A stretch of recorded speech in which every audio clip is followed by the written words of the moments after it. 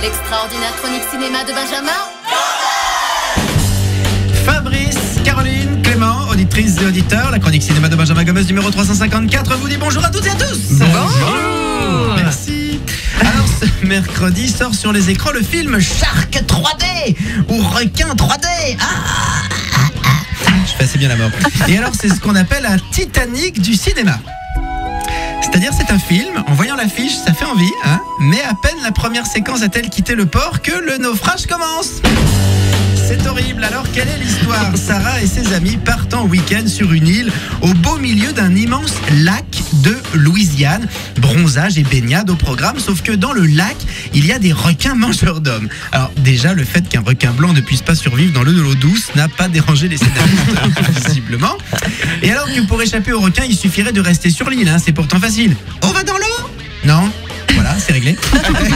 Et ben, ils vont tous plonger pour une mauvaise raison ou pour une autre. Et le petit détail qui tue, c'est que les requins, au lieu d'être arrivés là en se perdant, tu vois, genre ils ont pris à droite au lieu de prendre à gauche à la dernière barrière de corail, ce sont en fait 3 humains serial killers fans de requins qui les ont introduits pour donner leurs victimes en pâture aux méchants animaux.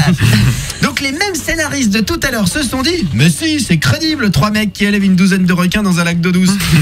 Et alors moi, dans la salle, en apprenant cette information, la première question qui me vient, c'est un requin blanc, tu fais comment pour le foutre dans une cage et amener l'ensemble à plus de 500 km à vol d'oiseau du premier océan? Non mais, question pratique, tu vois.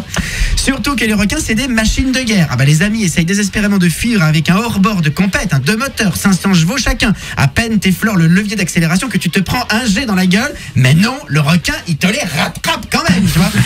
Et la palme revient à la première scène. Ils ont voulu rejouer le début des Dents de la Mer.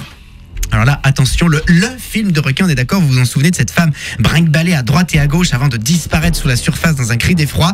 Bon bah là, même concept, sauf que l'actrice joue tellement mal qu'avant d'être emportée sous l'eau, elle prend sa respiration. Je vous jure que c'est vrai. Et elle disparaît. Bonne journée, bon film. Retrouvez tous les podcasts sur wifm.fr.